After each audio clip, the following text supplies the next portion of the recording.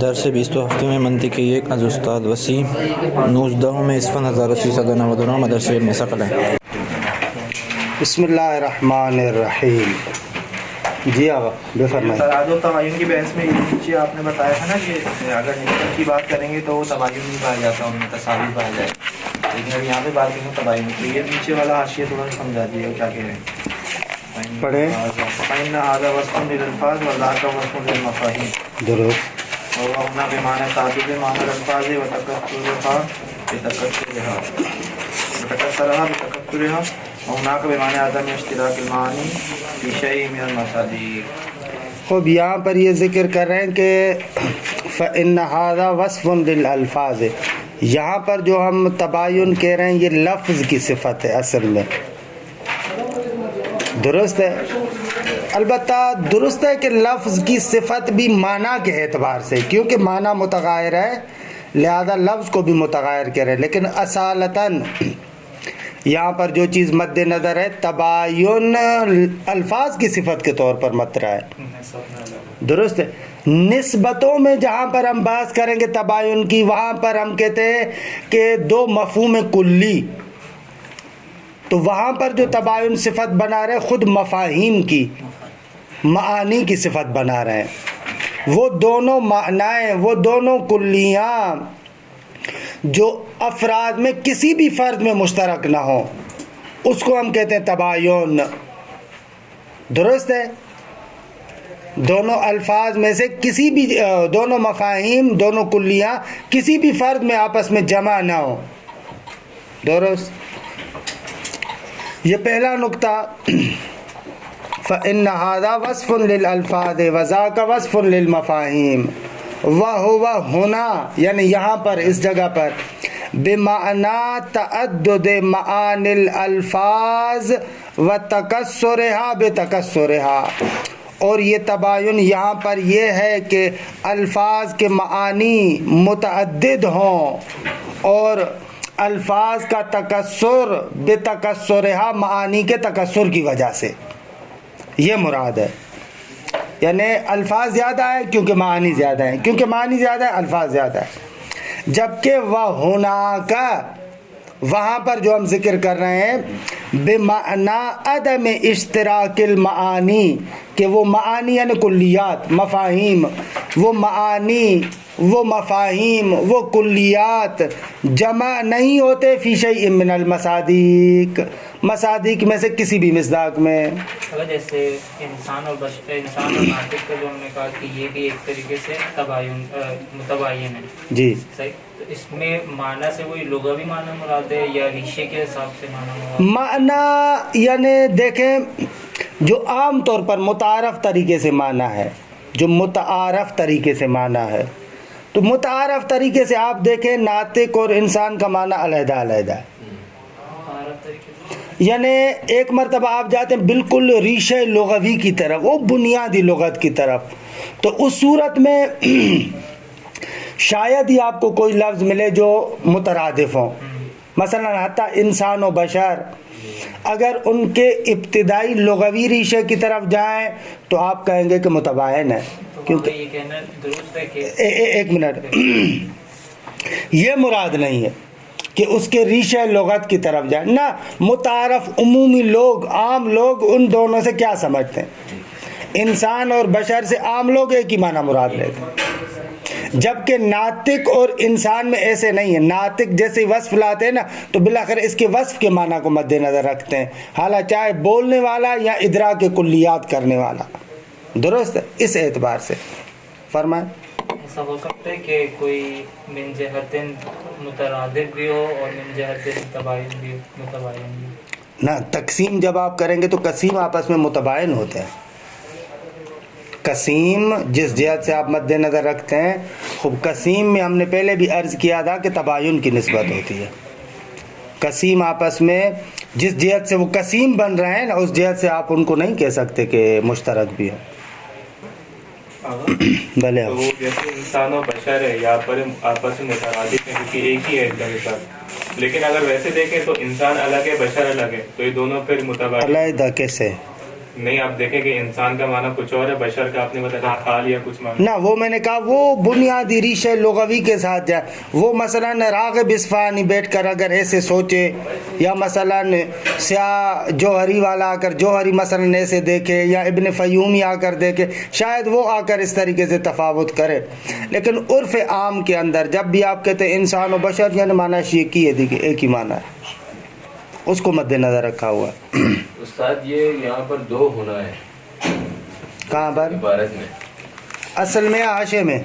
असल में हाँ, ये एक होना यहाँ है, एक होना वहाँ है, या दोनों वहाँ है, या दोनों कहाँ? ये वल मुरादो मिन तबायुन होना यानी यहाँ पर बस अल्फाज में, गैर तबायुन अल्लज़ी सयअती फिन निसाब, दुरुस्त है। क्यों? इसलिए कि फ़इन्नत, अब ये इल्लत बता रहा है इसकी कि क्यों जो यहाँ पर तबायुन है उस तबायुन से अलहदा है जो निसब की बहस में है।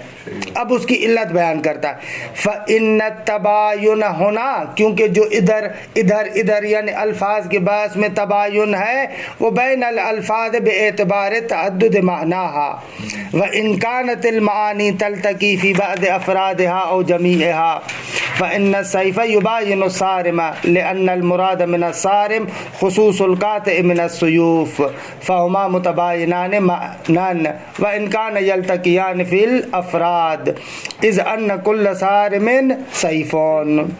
दुरुस्त है आगा, ये पूरी इबारत ऐसे वो मतलब रोशन है मेरे ख्याल में। चले आगे। बाद में सवाल क्लास करें। हाँ, अगर इसके साथ मरबूत गुज़श्ता के साथ तो बाद में पूछें। खूब, आज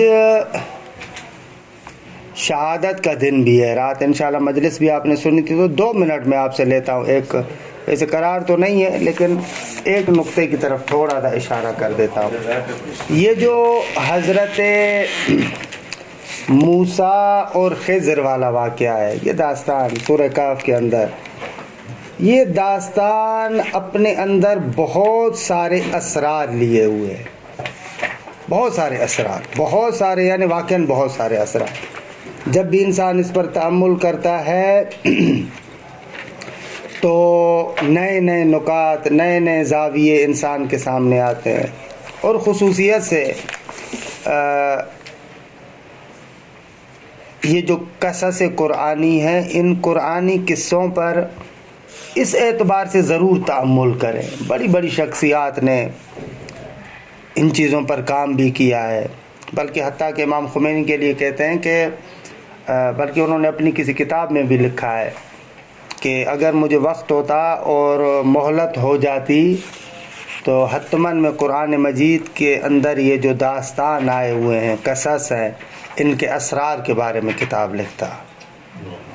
तो ये जो ख़ुद दास्तान है, मुख्तलिफ़ दास्तानें हैं, उनमें से ये ख़ुद हज़रत खिज़र और हज़रत मूसा वाली जो दास्तान है, अजब दास्तान है। हाँ, अजब दास्तान है वाक़अन।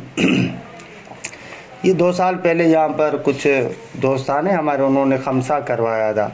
उस खमसे के अंदर मैंने इस दास्तान को ज़ेर बस लाया था, यानी पूरा खमसा मैंने इसी को फोकस करते हुए अर्ज़ किया था दोस्तों की खिदमत। लेकिन अजीब नुकात थे वाक़ई।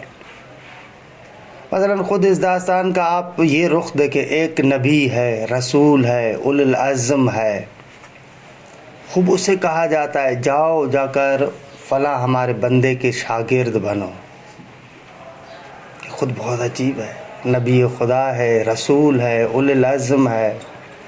फिर उस बंदे खुदा का लबो लहजा, यानी मैं अगर अपनी ज़बान में कहूँ तो उन्होंने कहा कि ना बाबा मूसा तू हमारा कहाँ शागिर्द बन सकता है। काला इन्नका लन तस्ततीअ मइय सबरा, यानी तू मेरा शागिर्द नहीं बन सकता। हज़रत मूसा नबी खुदा उलुल अज़्म नहीं बन सकता। ना मैं खुदा के हुक्म से आया हूँ, ना नहीं बन सकता। तू कहाँ बन सकता है हमारा शागिर्द। अजीब है ये, देखो लबो लहजा क्या है। और अमलन साबित भी हुआ। 3 दरसों के बाद नहीं टिक पाया, फ़कत ये 3 दरसों तक रुका। اور ان تینوں درسوں کے اندر حضرت خضر نے حضرت موسیٰ کو بہت سارے اسرار بتائے، بہت سارے اسرار. اس لحاظ سے اس قصے کے اندر بہت سارے سوال ہیں، لیکن جو میں نکتہ کہہ رہا ہوں، جب وہ انہوں نے تینوں کام انجام دیے، البتہ اسے بعض اہل معرفت یہ نتیجہ لیتے ہیں کہ جو میں خود لینا چاہ رہا تھا، کہ اس کی طرف آخر میں اشارہ کرتا ہوں، کہ انسان ولی خدا سے کیوں دور ہوتا ہے. بھائی اولیاء الہی مگر لوگوں کے ساتھ بدی کرتے ہیں نا، ہمیشہ لوگوں کی کمک کرتے ہیں، مدد کرتے ہیں، ہر لحاظ سے مدد کرتے ہیں، پھر کیوں یہ دنیا ان کے ساتھ جفا کرتی ہے؟ کیا سر ہے، کیا راز ہے؟ بہت سارے راز ہیں کہ ایک نقطہ جو اس داستان سے سمجھ میں آتا ہے وہ یہ ہے کہ کبھی کبھار انسان ولی خدا سے اس وجہ سے دور ہوتا ہے کہ اس کے سامنے تسلیم نہیں ہوتا. اگر اس کے سامنے تسلیم ہو تو دور نہیں ہوگا.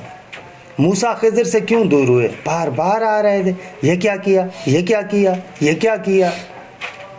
خوب یہ مسلسل جو ایراد ہے انسان کو ولی خدا سے دور کر دیتا ہے. حالانکہ مسلسل ولی خدا پر ایراد کرنا انسان کو دور کر دیتا ہے. آغا دور کر دیتا ہے، یعنی دور کر دیتا ہے، چاہے وہ نبی خدائی کیوں نہ ہو، چاہے وہ اولی العزم پیغمبری کیوں نہ ہو. بابا قرار تو یہ نہیں تھا کہ، حالانکہ میں یہ جملات کہہ رہا ہوں شاید میری اوقات نہیں ہے، لیکن اس قصے سے سمجھنے کے لیے، منتقل کرنے کے لیے کہہ رہا ہوں. قرار یہ نہیں ہے کہ اے نبی خدا حضرت موسیٰ سے عرض کر رہا ہوں، قرار یہ تھوڑی ہے کہ آپ خضر کو سمجھائیں کہ یہ کیا کر رہے ہو، یہ کیا کر رہے ہو، یہ کیا کر رہے ہو. قرار یہ ہے کہ تم حضرت خضر سے سیکھو، لہذا تسلیم بنو. حالانکہ کیوں حضرت موسیٰ تسلیم نہیں ہو رہے تھے، کیوں بار بار اشکال کر رہے تھے، یہ علیحدہ وادی. لیکن جو ایک صریح اور واضح نتیجہ اس داستان سے سمجھ میں آ رہا ہے وہ یہ ہے کہ بار بار ان کا اعتراض کرنا، یہ کیوں، یہ کیوں، یہ کیوں، بلاخر اس نے دور کر دیا. اور آخر میں جو درس دیا ان تینوں وقائع کی جو تفصیل حضرت خضر نے بتائی، اس پر غور کیجیے گا، ان آیات پر لطفاً غور کیجیے گا. 79 81 اور 82 ان آیات پر دیکھیے گا. جب تفصیل بتا رہے ہیں تو حضرت خضر کے الفاظ پر غور کریں آپ. پہلی مرتبہ جب کہا اما السفینۃ فکانت لمساکین یعملون فی البحر فاردت، دقت کیجیے گا، وہ جو سفینے والی بات تھی اس کے لیے کہا فاردت ان اعیبھا، میں نے چاہا. اردتو پر غور کیجیے گا. دوسرے واقعے کی جب تفصیل بتائی، وَأَمَّا الْغُلَامُ، یہ قصہ چلتا ہے میں نے اس کو اس لیے قتل کیا، فَكَانَ أَبَوَاهُ مُؤْمِنَيْنِ فَخَشِينَا أَن يُهْلِكَهُمَا طُغْيَانًا وَكُفْرًا فَأَرَدْنَا لام خطاب تبدیل ہوا. پہلی مرتبہ کا فَأَرَدْتُ أَنْ أَعِيبَ، دوسری مرتبہ جب اس غلام کی بات آئی وہاں پر کہا فَأَرَدْنَا. ٹھیک ہے. جب تیسرا جدار والا قصہ بیان کیا، وَأَمَّا الْجِدَارُ فلاں فلاں فلاں، تو وہاں پر کیا کہا فَأَرَادَ رَبُّكَ. تینوں کام حضرت خضر نے کیے. پہلی مرتبہ تفصیل بتا رہا ہے کہ فَأَرَدْتُ، میں نے یہ کیا. دوسری مرتبہ دوسرے قصے کی تفصیل بتا رہا ہے کہ فَأَرَدْنَا یا أَرَدْنَا فَأَرَدْنَا. تیسری مرتبہ جب تیسرے قصے کی تفصیل بیان کر رہا ہے تو وہاں پر کہتا ہے فَأَرَادَ رَبُّكَ. اب یہ کیوں زبان کیوں چینج ہو رہی ہے؟ بقول حضرت امام خمینی کے کہ پورے داستان کا قصہ فقط ان تینوں خطابوں کے اندر چھپا ہوا ہے. اس لیے کہ انسان جب اس دنیا میں ہوتا ہے نا، آغاز میں جو بھی کام کرتا ہے صرف اپنے آپ کو دیکھتا ہے. میں نے یہ کیا، میں نے یہ کیا، ہم نے یہ کیا، میں نے یہ کیا، میں نے یہ کیا، میں نے یہ کیا، یہ ہوتا ہے. پھر جب انسان تھوڑا سا غور کرتا ہے، دقت کرتا ہے، سوچتا ہے کہ نہ بابا، بے تنہائی تو میں کچھ بھی نہیں کر سکتا. یہ پورا عالم جنود خدا ہے، خدا کا لشکر ہے. اگر یہ پورا عالم میرا ساتھ نہ دے تو میں ذرہ برابر کام نہیں کر سکتا. آغا حتیٰ یہ سانس جو میں لے رہا ہوں، حتیٰ اس کے لیے بھی اگر ہوا نہ ہو، ماحول نہ ہو، یہ نہ ہو، صحت نہ ہو، فلاں نہ ہو، تو میں حتیٰ اپنی ایک سانس تک نہیں لے پاؤں گا. بس وہ پہلے والا استقلال انسان کا ٹوٹتا ہے. پہلی نگاہ میں یہ فرق تو، لیکن دوسری مرتبہ دیکھتا ہے کہ نہ آغا تھوڑا گہرا ہوتا ہے، نہ تنہائی تو میں کچھ نہیں کر سکتا، لہذا اب سب کو شامل کرتا ہے. فَأَرَدْنَا، دوسرا مرحلہ یہ ہے. خوب تیسری مرتبہ جب انسان اس مرحلے پر بھی غور کرتا ہے، یہ پوری کائنات کو دیکھتا ہے، کہتا ہے کہ نہ، یہ پوری کائنات بھی مستقل کہاں ہے. کائنات کا ذرہ ذرہ بھی جو تأثیر کر رہا ہے، جو اثر دکھا رہا ہے، وہ اپنی تأثیر اور اثر گزاری میں مستقل تو نہیں ہے.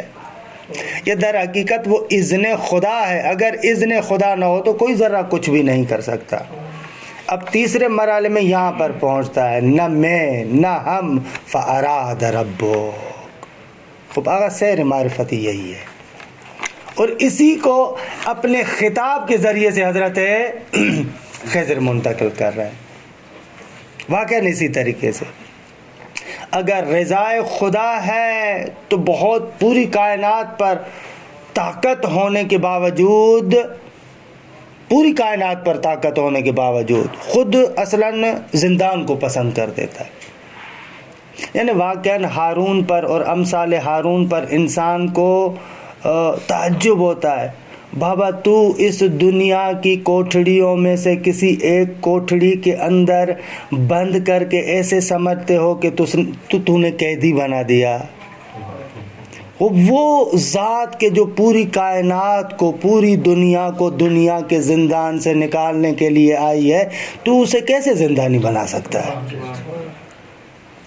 اور یہی تھا کہ جب علی بن یقطین کو کہا کہ اے علی، تم ایک وعدہ ہم سے کرو، ہم تمہارے ساتھ 3 وعدے کرتے ہیں. ایک وعدہ تم کرو، ہم 3 وعدے کرتے ہیں. علی ابن یقطین، تم وعدہ یہ کرو کہ جب بھی میرا ماننے والا، ہمارے ماننے والا تمہارے پاس آئے، تمہارے دروازے سے خالی نہیں جانا چاہیے. اس کی مشکل حل کرنی ہے. باقی 3 وعدے میں کاظم کر رہا ہوں. تمہاری طرف کبھی بھی ہارون کی شمشیر نہیں بڑھے گی، کبھی بھی ہارون کے قید میں تم قیدی نہیں بنو گے، اور کبھی بھی غربت تمہارے پاس نہیں آئے گی، فقر و فاقہ نہیں آئے گا. خوب جو بندہ زندانی ہے دوسرے کو کیسے گارنٹی دے سکتا ہے کہ تو کبھی زندانی نہیں بنے گا؟ واقعاً اسی طریقے سے. بہرحال وقت گزر رہا ہے، ہم اپنی منطق کی طرف آئے ہیں کہ پروردگار عالم ہم کو یہ توفیق دے کہ ان دروس کے ساتھ ساتھ جو حقیقی درس ہے، اس درس کے اندر بھی واقعاً ہم لوگ ارتقا کریں. اگر یہ درس و بس یہ ساری چیزیں ضروری ہیں، لیکن آپ انشاءاللہ آگے بھی پڑھیں گے. قرآن مجید سے بھی ثابت ہے، حکمت سے بھی ثابت ہے. یہ ساری چیزیں علل معدہ ہے، اعدادی ہے، زمینہ ساز ہے. علت حقیقی خدا کی ذات ہے. یہ جو ہم کتاب پڑھ رہے ہیں، مباحثہ کر رہے ہیں، فلاں ہے، یہ ہے، وہ، یہ سارے کا سارا فقط اور فقط ہم کیا کر رہے ہیں؟ زمینہ بنا رہے ہیں، مقدمات کو مہیا کر رہے ہیں. لیکن علم وہ نور ہے جو پروردگار عالم کی جانب سے افادہ ہوتا ہے. البتہ اس کا معنی یہ نہیں ہے کہ ہم زمینے کو آمادہ نہ کریں، نہ. سنت خدا یہ ہے کہ اس عالم کے اندر تم اپنی قابلیت کو مہیا کرو، زمینے کو مہیا کرو. یہ اکثر جگہوں پر میں مثال بھی عرض کرتا ہوں. خداوند متعال فیاض علی الاطلاق ہے. خدا کسی کو محروم نہیں کرتا، کسی کو محروم نہیں کرتا. یعنی کیا؟ یعنی فیاض علی الاطلاق ہے، یعنی اس کی رحمت کی بارش چل رہی ہے، مسلسل اس کی رحمت کی بارش چل رہی ہے. اس میں انقطاع نہیں ہے. وما کان عطاء ربک محظورا، تیرے رب کی عطا ممنوع نہیں ہے، وہ مسلسل چل رہی ہے، مسلسل چل رہی ہے. ہم لوگ جو ہے نا قابل اس عطا کو، اس رحمت خدا کو، باران رحمت خدا کو جو لینے والے، ہم لوگوں کو صرف اپنا ظرف سیدھا کرنا چاہیے.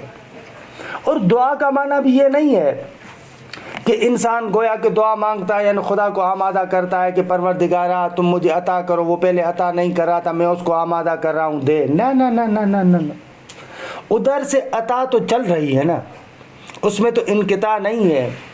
دعا مانگنے والے کی مثال اس انسان کی ہے جیسے باہر بارش ہو رہی ہے نا، اور ایک بندہ اپنے ہاتھوں میں کوئی کٹورا لے کر کوئی ظرف لے کر کھڑا ہو جائے، لیکن وہ ظرف ایسے الٹا ہو، خوب کتنی بھی تیز بارش ہو لیکن اس ظرف کے اندر بارش کا پانی جمع ہوگا نہیں ہوگا، کیونکہ اس نے ظرف کو الٹا کیا ہوا ہے۔ لیکن جیسے یہ بندہ ظرف کو سیدھا کرتا ہے تو وہاں پر اس ظرف کی ظرفیت کے اعتبار سے بارش پانی اور یہ جمع ہو جاتا ہے۔ آپ کی اور ہماری مثال، دعا مانگنے والے کی بھی مثال، اور جتنے بھی ہم لوگ ہیں ہم لوگوں کی مثال اسی بندے کی طرح ہے۔ خدا نے کہا ہے دعا مانگو، یعنی بابا میری رحمت چل رہی ہے، رحمت کی بارش ہو رہی ہے، تم اپنے ظرف وجودی کو سیدھا کرو فقط۔ یہ جو تو نے اپنے ظرف وجودی کو الٹا کیا ہوا ہے اس کو تھوڑا سا سیدھا کرو ایسے، وگرنہ وہاں سے تو رحمت آ رہی ہے۔ ایسے ہونا چاہیے۔ یہ چیزیں یہ ساری کی ساری یہ زمینہ ہموار کر رہی ہیں ہمارے لیے قابل کی قابلیت کو۔ یہ عالم مادہ ایسے ہے، انشاءاللہ آپ حکمت کے اندر جو بعد میں فلسفے میں پڑھیں گے وہاں پر یہ کہ یہ جو عالم مادہ ہے نا، یہاں پر ایک عنصر ادھر سے عطا کا ہے اور ایک عنصر یہاں سے قابل کی ظرفیت کا ہے۔ قابل اپنی ظرفیت کو ایسا بنائے۔ یہ جو مثلا آپ دیکھتے ہیں کسان وغیرہ ہوتے ہیں، یہ بیچارے کیا کرتے ہیں، ہاتھوں میں بیج لے کر زمین کے سینے میں ڈالتے ہیں، وہاں پر پانی دیتے ہیں، یہ کرتے ہیں، یہ سارے کا سارا کام ان کا فقط یہ ہوتا ہے اس خاص قابل کے لیے وہ ماحول بناتے ہیں۔ وگرنہ کسی بھی کسان کے بس کی بات نہیں ہے کہ بیج کو فصل میں تبدیل کرے۔ بیج کو فصل میں تبدیل کرنا کسان کے بس کی بات نہیں ہے۔ اَأَنْتُمْ تَزْرَعُونَهُ أَمْ نَحْنُ الزَّارِعُونَ، اس بیج سے فصل کو تم اگاتے ہو یا سارے ہم ہیں، ہم اگاتے ہیں۔ تمہارا کام تو فقط اتنا تھا، اس بیج کو اٹھایا، زمین کے حوالے کیا، پانی دیا۔ اب اس زمین کے سینے سے، اندھیروں سے جو بیج وہاں پر اس طریقے سے اس اندھیروں سے اس بیج کو فصل کی شکل میں، لہلاتی فصل کی شکل میں کون اگاتا ہے؟ اَأَنْتُمْ تَزْرَعُونَهُ أَمْ نَحْنُ الزَّارِعُونَ۔ ایسے ہی یہ چیزیں بھی بہرحال ظرفیت کی مقدمات کی حیثیت رکھتی ہیں۔ بے بخشید کہ ہمارے 5 منٹ کچھ زیادہ ہی ہو گئے، کافی عرصے کے بعد بے بخشید۔ ایک مرتبہ درود پڑھ لیں نا۔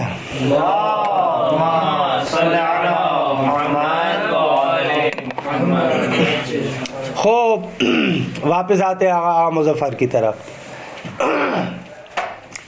ایک تقسیم جو یہاں پر آغا مظفر نے ذکر کی تھی وہ الفاظ متباینہ کے بارے میں، کہ اصل تقسیم آپ کے سامنے ہم نے عرض کی۔ الفاظ متباینہ یعنی متعدد الفاظ ہیں اور ان کے متعدد معانی ہیں۔ لفظ بھی زیادہ ہیں تو ان کے ساتھ ان کے معانی بھی زیادہ ہے۔ اب یہ جو لفظ زیادہ ہے اور معانی بھی زیادہ ہے، ان الفاظ متباینہ کو 3 قسموں میں تقسیم کرتے ہیں، کیونکہ یہ جو معانی کے اندر تغایر ہے، مختلف معانی ہیں۔ ان معانی کے اندر آپ یا تو لحاظ کرتے ہیں کہ حقیقت واحدہ کے اندر مشترک ہے، درست ہے، اس اعتبار سے ان کو کہتے ہیں مثلان، یا آپ حقیقت واحد کے اندر اشتراک کا لحاظ نہیں کرتے۔ اگر حقیقت واحدہ کے اندر اشتراک کا لحاظ نہیں کرتے تو اس کی 2 صورتیں، یا تو یہ معانی ایسی ہے کہ جن میں ذاتاً نفرت ہے، قابل جمع نہیں ہے، محل واحد میں، جہت واحدہ میں، زمان واحد میں، ان کو کہتے ہیں متقابلان، یا ان کے اندر ذاتی نفرت نہیں ہے، ذاتی لحاظ سے تعاند نہیں ہے، لیکن ہم نے اس کا لحاظ نہیں کیا ہوا، خب اس اعتبار سے اس کو کہتے ہیں تخالف۔ شما میگید حقیقت واحد، درسته؟ ما چجوری مثلا شما برای تقابل گفتید که مثال زدید وجود و عدم و وجود، ما چجوری حقیقت واحده؟ نہ اس میں جمع نہیں ہو سکتے. یہ تقابل کی مثال وہاں پر جہاں پر حقیقت واحدہ میں اشتراک نہیں ہے. شما اینو زیر مجموعه حقیقت واحد. نہ حقیقت واحدہ میں ہم نے فقط مثلان کو لے کر آئے, مثلان کو اور متخالفان کو. حقیقت واحدہ کے لیے جو بات ہم نے کی وہ مثلان اور متخالفان میں. یا حقیقت واحدہ میں اشتراک کا لحاظ کیا جائے گا یا لحاظ نہیں کیا جائے گا. لحاظ نہیں کیا جائے گا کہ دو صورت ہے, یا اصلا نہیں ہے یا ہے اور لحاظ نہیں ہو رہا. انہوں نے ایک چیز وہ کی ہے کہ فَإِنْ كَانَ مِنَ الْمَعَانِ الَّتِي معانی کی بات کی انہوں نے. جی معانی تو جمع ہو ہی نہیں سکتے نا استاد, ان کی مصادیق جمع ہوں گے. درست ہے. یہ اس پر تقابل تک آئیں تو وہاں پر عرض کرتا ہوں. تقابل کی ابھی یہ تفصیل پڑھ رہے ہیں تو وہاں پر عرض کر رہا ہوں. وَهَذَا يَحْتَاجُ إِلَى شَيْءٍ مِّنَ التَّوْضِيحِ. یہ جو ہم نے آپ کو عرض کیا اس کے لیے تھوڑی بہت وضاحت کی ضرورت ہے, اور یہ شے محتاج ہے إِلَى شَيْءٍ مِّنَ التَّوْضِيحِ, تھوڑی سی وضاحت کی طرف. فَنَقُولُ, پس ہم کہتے ہیں, المثلان, مثلان کیا ہے؟ ہم المشترکان فی حقیقت واحدۃ. مثلان وہ دو چیزیں ہیں جو حقیقت واحدہ میں شریک ہوں. بما ہما مشترکان, اس اعتبار سے کہ وہ مشترک ہے, یعنی اس اشتراک کا لحاظ بھی کیا جائے. بما ہما مشترکان کی خود وضاحت کریں. اے لوحظہ وَاعْتُبِرَ اشتراکہما فیہا, یعنی لحاظ کیا جائے اور اعتبار کیا جائے کس شے کا؟ اشتراکہما فیہا, کہ وہ دونوں مثلان اس حقیقت واحدہ میں شریک ہے. درست ہے آقا جان؟ دونوں کے حقیقت واحدہ میں مشترک ہونے کا لحاظ کریں. یعنی الیاس اور سبزواری صاحب کو میں اس عنوان سے دیکھوں دونوں انسان ہیں, اس اعتبار سے یہ کیا ہو جائیں گے؟ مثلین یا مثلان. کم محمد و جعفر اسمین لشخصین مشترکین فی الانسانیت بما ہما مشترکان فیہا. جیسے محمد اور جعفر دو نام ہیں دو شخصوں کے کہ جو دونوں مشترک ہیں انسانیت میں, اور بما ہما مشترکان فیہا, اس اعتبار سے کہ اس میں مشترک ہیں. انسانیت میں شراکت کا لحاظ بھی کر رہا ہوں. حقیقت واحد کو انسانیت کے علاوہ کچھ اور بھی کر سکتے؟ بھلے بھلے ابھی خود ہی کہہ رہا ہے. حقیقت واحد سے مراد یہاں پر فعلاً آپ نے ایک ایسا عام مفہوم, خود ابھی مثالوں میں خود کہہ رہے ہیں. وَقَلْ انسان والفرس, جس طریقے سے انسان اور فرس باعتبار اشتراکہما فی الحیوانیہ. اب یہ انسان اور فرس اس اعتبار سے کہ حیوانیت میں شریک ہے. پہلے افراد کی مثال, اب انواع کی مثال. خوب, وَإِلَّا, اگر اس حقیقت واحدہ میں اشتراک کا لحاظ نہ کریں تو حتیٰ یہی محمد اور جعفر, یہی انسان و فرس آپس میں متخالف ہیں. وَإِلَّا, یعنی اگر اشتراک کا لحاظ نہ کیا جائے. درست ہے. فَمُحَمَّدٌ وَجَعْفَرٌ مِنْ حَيْثُ خُصُوصِيَّةِ ذَاتَيْهِمَا مَعَ قَطْعِ النَّظَرِ عَمَّا اشْتَرَكَا فِيهِ. درست ہے. کہہ رہے ہیں کہ وَإِلَّا, اگر اس اشتراک کا لحاظ نہ کریں تو محمد اور جعفر اپنی ذاتی خصوصیت کے اعتبار سے کہ یہ آغا الیاس ہے, یہ آغا سبزواری ہے, یہ محمد ہے, یہ جعفر ہے, اپنے ذات کی خصوصیات کے اعتبار سے مع قطع النظر عما اشترکا فیہا, جس شے میں دونوں شریک ہیں اس سے چشم پوشی کرتے ہوئے انسانیت کو نہ دیکھیں, فقط اس نقطے کو دیکھیں کہ محمد اور جعفر دو علیحدہ علیحدہ چیزیں ہیں. اس اعتبار سے دیکھا جائے تو ہما متخالفان, یہ دونوں متخالف ہیں. آغا صرف ایسے میں آغا الیاس کو دیکھ رہا ہوں, صرف ایسے آغا سبزواری کو دیکھ رہا ہوں, خود دیگر متخالف ہیں. لیکن جیسے ہی نگاہ اوپر جا کر مفہوم واحد میں مشترک ہونے پر ہماری نگاہ ہوتی ہے تو یہ مثلان ہو جاتے ہیں. وَكَذَا الْإِنسَانُ وَالْفَرَسُ هُمَا مُتَخَالِفَانِ بِمَا هُمَا إِنسَانٌ وَفَرَسٌ. اگر اسی طریقے سے انسان اور فرس اس لحاظ سے کہ دونوں متخالف ہیں، اس لحاظ سے دونوں یعنی اس لحاظ سے کہ دو علیحدہ چیزیں اس لحاظ سے متخالف ہیں.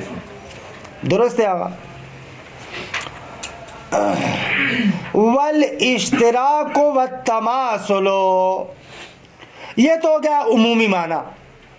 عمومی معنی ایک یہ ہے کہ بابا اگر ایک حقیقت واحدہ میں دو چیزوں کے اشتراک کا لحاظ کریں تو ان کو مثلین کہیں گے.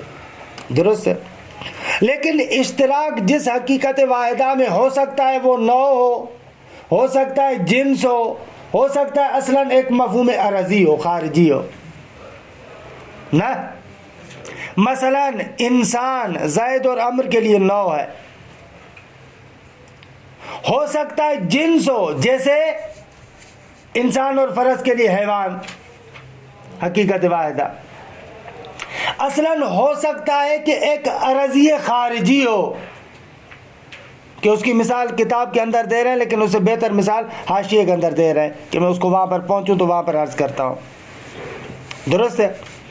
کہتے ہیں والاشتراک والتماثل ان کان فی حقیقت نوعیہ، اگر یہ اشتراک اور تماثل حقیقت نوعیہ میں ہو، یعنی کیا حقیقت نوعیہ میں ہو، خود ہی کھول رہے ہیں، بِأَن یَکُونَا فَرْدَيْنِ مِن نَوْعٍ وَاحِدٍ، یعنی دونوں ایک ہی نوع کے فرد ہوں، کا محمد و جعفر، اگر انسان کے دو فرد ہیں ایک ہی نوع کے فرد ہیں.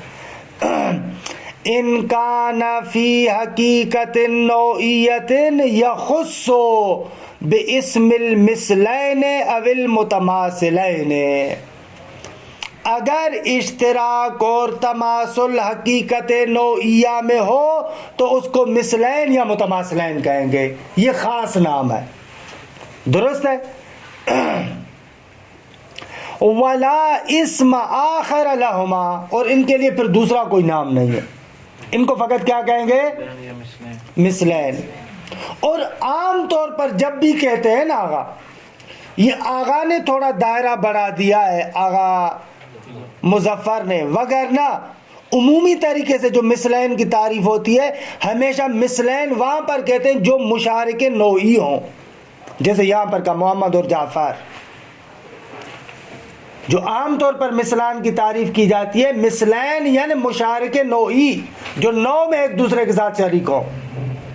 لیکن آقا نے دائرہ بڑھا دیا حقیقت واحدہ کا، کہا کہ چاہے وہ جنس ہو، چاہے عرضی عام ہو، کوئی بھی ہو.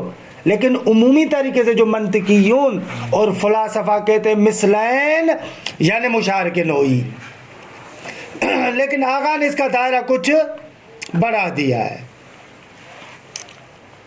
وَإِنْ كَانَ فِي الْجِنْسِ، یَتْفُرَ إِنْ كَانَ فِي حقیقت نوعیہ پر، یعنی والاشتراک والتماثل إِنْ كَانَ فِي الْجِنْسِ، اگر وہ اشتراک اور تماثل جنس میں ہو، کل انسان والفراس سمیا ایزان متجانسین، تو ان کو متجانسین بھی کہا جاتا ہے. بھی کیوں کہہ رہے ہیں؟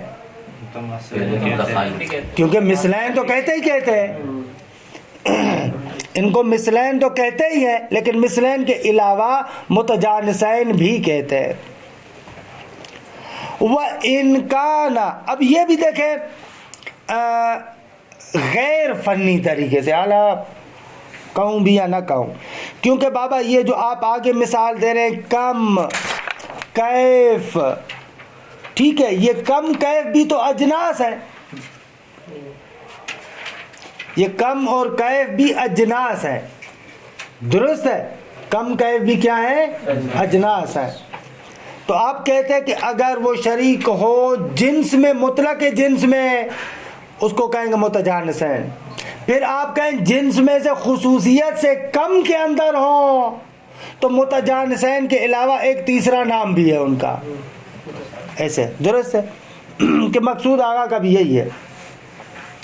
کم سمجھتے ہیں کسے کہتے ہیں؟ کمیت یعنی ہاں صحیح ہے، یعنی کائنات کے اندر جو بالذات قابل تقسیم ہے اس کو کم کہتے ہیں. کوئی بھی شے تقسیم ڈائریکٹ کیا تقسیم ہوتا ہے؟ جو بالذات شے تقسیم ہوتی ہے وہ کم ہوتی ہے. انشاءاللہ فلسفے میں پڑھیں گے آپ. کم مثلا عدد یا عدد کے اعتبار آپ کہتے ہیں 2، اس کو 2 کہہ رہے ہیں، یہ قابل تقسیم ہے. اما عدد کے لحاظ سے 2 ہونے کے لحاظ سے آگا یہ اتنے میٹر ہے مقدار. یہ جسم جو قابل تقسیم ہے اس میٹر ہونے کی وجہ سے، مقدار کے اعتبار سے، وگرنہ بالذات جسم بھی تقسیم نہیں ہوتا. کوئی چیز بالذات تقسیم نہیں ہوتی. جو بھی شے تقسیم ہوتی ہے اس کمیت کے توسط سے تقسیم ہوتی ہے. اسی لیے کم کی تعریف میں کہتے ہیں وہ عرض ہے جو بالذات قابل تقسیم ہے. اللہ انشاءاللہ تفصیلاتش سیاتی سوف نہ سیاتی انشاءاللہ. وَإِنْ كَانَ فِي الْكَمِّ میں، اور اگر یہ اشتراک کم کے اندر ہو، اے فی المقدار. حالانکہ کم کی تعریف میں مقدار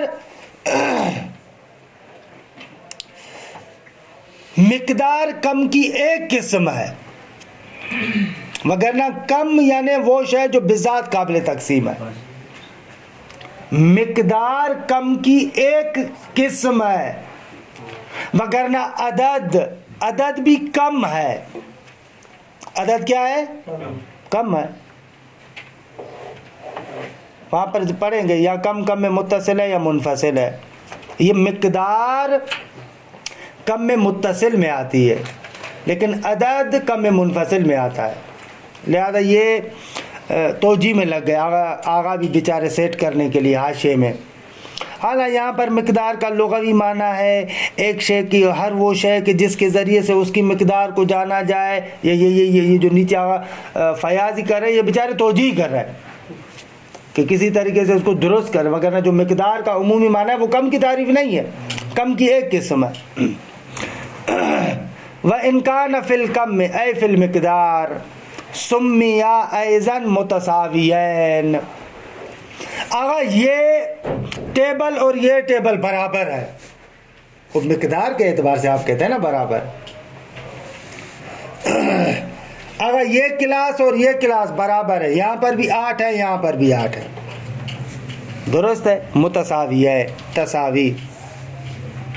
جسم مستعد جسم مقدار میں آتا ہے نہ، جسم پر مقدار ہوتی ہے، جسم مقدار میں نہیں آتا. نہ نہیں آتا. عرض کرتا تفصیلات اشباد ہے. جسم مقدار نہیں ہے، جسم پر مقدار ہوتی ہے. اراز ہے نا بابا اس پر، اس کی یہ طول عرض عمق یہ جو ہے یہ عرض ہے، اراز ہے. یا آپ اس کو یا طول میں تقسیم کرتے ہیں ایسے، یا یہ چوڑا ہے چوڑائی میں اس کو تقسیم کرتے ہیں، یا یہ گہرا ہے اس کو گہرائی میں تقسیم کرتے ہیں. تو یہ طول و عرض و عمق یہ اراز کہلاتے ہیں. یہ تو آئے گی نا کم. طول یعنی یہ جسم بھی ہے اور یہاں پر کم بھی ہے. یعنی یہ جو کتاب ہے نا، یہ کتاب جسم ہے لیکن اس پر بہت سارے اعراض ہیں، بہت سارے اعراض ہیں. اصلاً آپ جسم دیکھ ہی نہیں پاتے، آپ ہمیشہ اعراض کو دیکھتے ہیں، جسم نہیں دیکھ پاتے آپ. اس کے اوپر جتنے بھی اعراض ہیں، یا آپ اس کی سطح کو دیکھتے ہیں، یا اس کی لمبائی کو دیکھتے ہیں کہ جس کو خط کہا جاتا ہے، یا آپ اس کی گہرائی کو دیکھتے ہیں، عمق کو دیکھتے ہیں. وگرنہ جوہر آنکھوں سے نہیں دیکھا جاتا، وہ عقلی برہان سے ثابت کیا جاتا ہے. اور آپ اعراض دیکھتے ہیں، یا سطح دیکھتے ہیں، یا لون دیکھتے ہیں، رنگ دیکھتے ہیں. درست ہے؟ یہ انسان کی محدودیت ہے بینائی کی، آنکھوں کی. وَإِنْ كَانَ فِي الْكَيْفِ ہے یا حسین. اور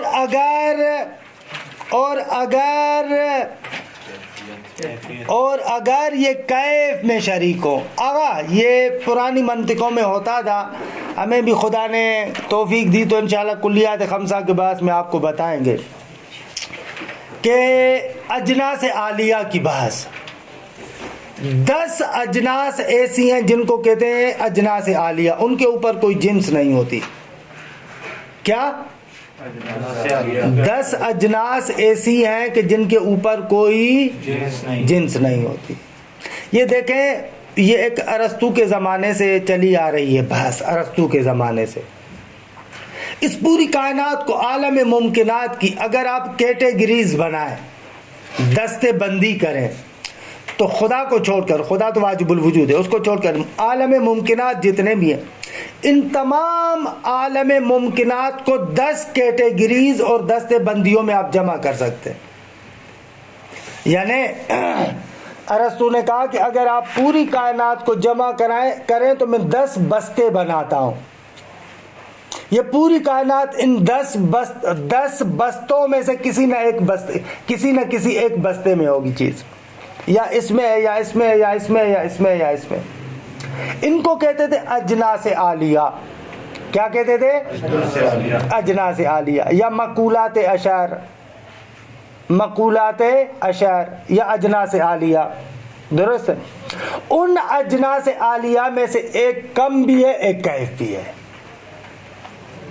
درست ہے.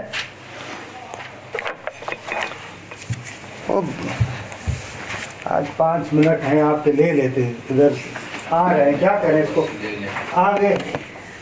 آگے یہ آنے والی بھی ہے، بس اس کو تھوڑا سا دیکھ لیجئے گا.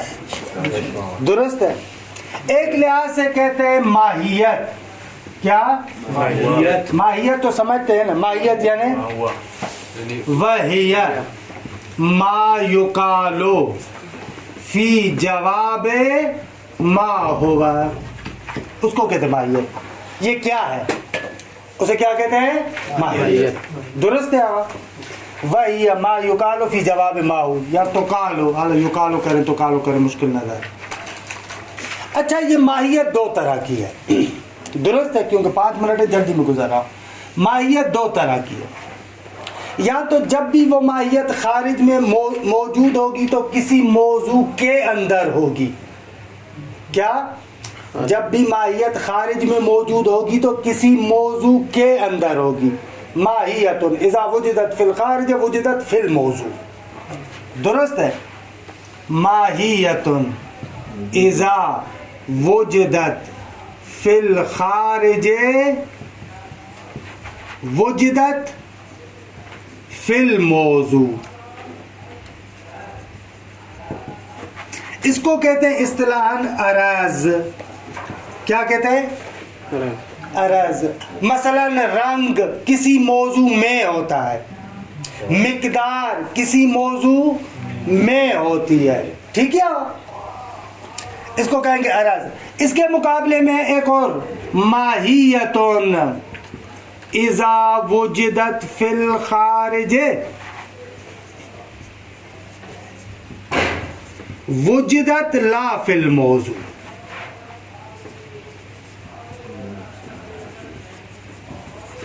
اذا وجدت فی الخارج وجدت لا فی الموضوع. اسے کہتے ہیں جوہر. کیا کہتے ہیں؟ جوہر. جوہر ایسی ماہیت ہے کہ جب بھی وہ خارج میں موجود ہوتی ہے تو کسی موضوع میں نہیں ہوتی. درست ہے. ٹھیک ہے. کہتے ہیں کہ جوہر ایک جنس عالی ہے. کیا؟ اس کو مٹا دوں نا بے شک. جوہر ایک جنس عالی، اجناس عالیہ میں سے جوہر ایک ہے. مقولات اشعار ایک جوہر ہے. ٹھیک ہے.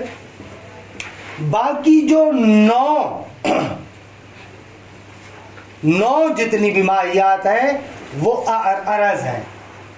وہ عرض ہے. کیا ہے؟ عرض. ان میں سے ایک کم ہے، ایک کیف ہے، ایک وضع ہے، ایک متاع ہے، ایک جدا ہے، ایک اضافہ ہے، ایک فعل ہے، ایک انفعال ہے. 10 ہو گئے. 1 2 3 4 5 6 7 8 9. ایک رہ گیا. کیا رہتا ہے؟ عین رہتا ہے. عین رہتا ہے. اچھا یہ وہ عربی والا عین ہے اس عین عین بھلے بھلے بھلے آئینہ آئینہ جیسے آپ پڑھتے ہیں آئینہ وہ والا جوہر کم کیف وز متا عین جدا اضافہ فعل انفعال. خوب جوہر کا تو مقصد آ گیا ٹھیک ہے. کم کی تعریف یہ ہے وہ اراض جو ذاتاً قابل تقسیم ہو. ٹھیک ہے کیف کو چھوڑ رہا ہوں کیونکہ کیف کی تعریف ان بعد والوں پر موقوف ہے.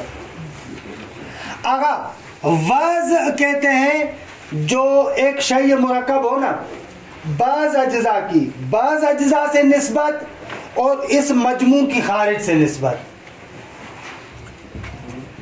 بعض اجزاء کی بعض اجزاء سے نسبت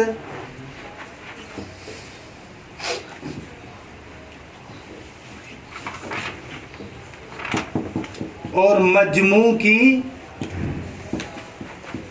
خارج سے نسبت. بعض دیتا ہوں بعض اجزاء کی بعض سے نسبت اور مجموع کی خارج سے نسبت. آگا یہ میرا سر پاؤں کی نسبت سے اوپر ہے نا یہ اوپر ہے یہ نیچے ہے پاؤں. یہ بعض اجزاء کی بعض سے نسبت ہے. یہ میرا سر میرے پاؤں سے اوپر ہے. آگا یہ طرف کون سا ہے دایاں ہے یا بایاں ہے اور یہ طرف کون سا ہے یہ دایاں بایاں. یہ نسبت ہے نا اس طرف کی اس طرف کے ساتھ. یہ پاؤں یہ اوپر یہ نیچے یہ اوپر. یہ جو بعض اجزاء کی بعض سے نسبت ہوتی ہے اس کو کہتے ہیں وز یا مجموع کی خارج سے نسبت. آگا یہ جو ٹیبل ہے میرے دائیں طرف ہے یہ جو کرسی ہے بائیں طرف ہے آپ میرے سامنے ہیں وائٹ بورڈ میرے پیچھے ہے. اس کو کہتے ہیں وز یعنی بعض اجزاء کی بعض سے نسبت یا مجموع کی خارج سے نسبت. اس کو کہتے ہیں وز. وقت بھی گزر رہا ہے. متا ایک شے کی زمان کی طرف نسبت ایک شے کی زمان کی طرف نسبت. آگا 1900 پتہ نہیں فلاں میں یہ واقعہ ہوا یہ آگا آپ کب پیدا ہوئے 1997 میں مثلا یہ جو زمان کی طرف نسبت. آگا آج کل ہم کس زمان میں ہیں مثلا اس کو کہتے ہیں متا زمان کی طرف نسبت. آگا ایک شے کی مکان کی طرف نسبت ایک شے کی مکان کی طرف نسبت یہ ہو جائے گا عین. آگا میں کلاس روم میں ہوں صحیح ہے. آگا آپ مدرسے میں ہیں یہ جو مکان کی طرف نسبت ہے اس کو کہتے ہیں اصطلاحاً عین. آگا جدا کیا ہے محیط اور محاط کے درمیان جو نسبت ہے محیط اور محاط کے درمیان اس طرح سے نسبت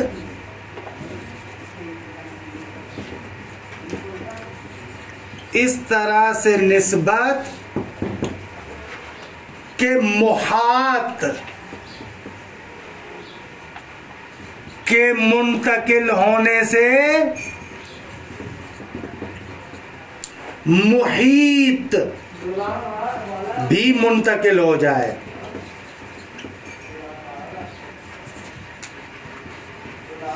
مثال بے بخشی زارا یہ میں نے سر پہ رکھا ایسے ٹھیک ہے. یہ جو میں نے سر پہ رکھا نا یہ تو یہ اس کپڑے نے میرے سر کو ڈھانپ لیا میرا سر بنا محاط اور یہ بنا محیط.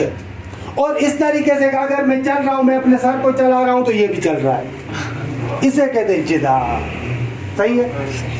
مثلا اس کے لیے مثال دیتے ہیں جیسے تقمص آپ نے قمیص پہنی ہوئی ہے درست ہے قمیص پہنی ہوئی ہے آپ نے ٹوپی پہنی ہوئی ہے یعنی محیط اور محاط کے درمیان ایسی نسبت کہ محاط کے منتقل ہونے سے محیط بھی منتقل درست ہے. اس کو کہتے ہیں جدا یا اس کو مقولہ ملک بھی کہتے ہیں. کیونکہ ایک احاطہ کر لیتا ہے نا اس اعتبار سے. اعلیٰ وقت تمام ہوا. اضافہ نسبت متکررہ کو کہتے ہیں. کیا؟ نسبت متکررہ. آغا آپ کے بھائی کا نام کیا ہے؟ مرتضی. مرتضی اور مجتبی آپس میں بھائی ہے. اخوت یہ نسبت متکررہ. یہ ان کے بھائی ہیں وہ ان کے بھائی ہیں. یہ جو نسبت متکررہ ہوتی ہے اس کو کہتے ہیں اضافہ. کیا نسبت متکررہ کو کیا کہتے ہیں؟ بھائی بہن والا ہو تو وہ بھی کیونکہ کبھی کبھار اطراف دونوں طرف ایک جیسے ہوتے ہیں, ایک طرح کی نسبت ہوتی ہے, کبھی کبھار ایک جیسے نہیں ہوتی, جیسے باپ اور بیٹا, بھائی اور بہن. یہ سارے کے سارے مقولے اضافے میں آ جاتے ہیں. یہ اور وز ایک ہی نہیں ہوگی نا, اضافے میں نسبت متکررہ ہے. اضافے میں اس کی اس طرف نسبت ہے, اس کی اس طرف نسبت ہے. اجزاء کی بات نہیں ہے, دو چیزوں کی آپس میں. فعل تاثیر تدریجی, انفعال تاثر تدریجی. ان کی دونوں کی ایک ہی مثال ہے اس لیے دونوں کو ساتھ دے رہا ہوں.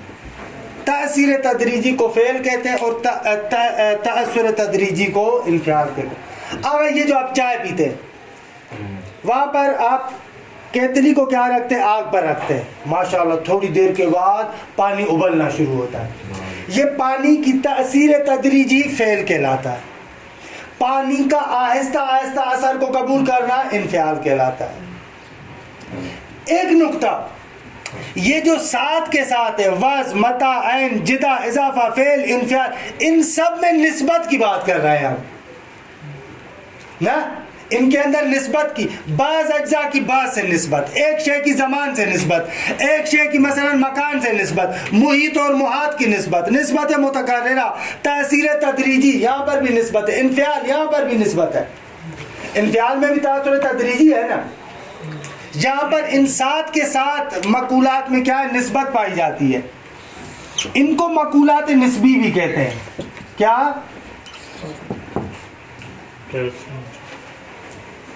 ان ساتھ کے ساتھ کو مقولات نسبی بھی کہتے ہیں. ان کیونکہ ان کے ساتھوں میں نسبت پائی جاتی ہے. آقا یہ لمبا چوڑا مقدمہ بیان کیا صرف کیف کو سمجھانے کے لیے ہے. آقا کیف اس مقولے کو کہتے ہیں کہ جس کے اندر نہ تو نسبت ہوتی ہے اور نہ تقسیم ہوتی ہے. احسنتم, واہ واہ. وہ اراض جو ذاتاً نہ تقسیم قبول کرے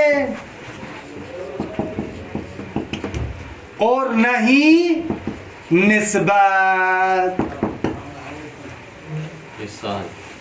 مثال جتنی بھی آپ کی حالتیں ہیں, مثلا علم کیف نفسانی ہے, انسان کے نفس پر عارض ہونے والی ایک حالت ہے. جدا نہیں ہو سکتا, تقسیم نہیں ہو سکتا. ذاتاً قابل تقسیم نہیں ہے, یہ قید ہے. ذاتاً قابل تقسیم نہیں ہے اور ذاتاً اس میں نسبت بھی نہیں. میرا علم, میری تو علم سے نسبت ہے نا سر. آپ کی, میں کہہ رہا ہوں کہ وہ خود صرف علم, آپ کی نسبت علیحدہ ہے, خود علم پر فقط نظر گارے, فقط علم پر. علم, فقط علم کو دیکھیں, نہ قابل تقسیم ہے نہ قابل نسبت ہے ذاتاً. خوب, اس کو کہتے ہیں ان کو کہتے ہیں مقولات اشر بھی کہتے ہیں, یا ان کو اجناس عالیہ بھی کہتے ہیں. کیا کہتے ہیں؟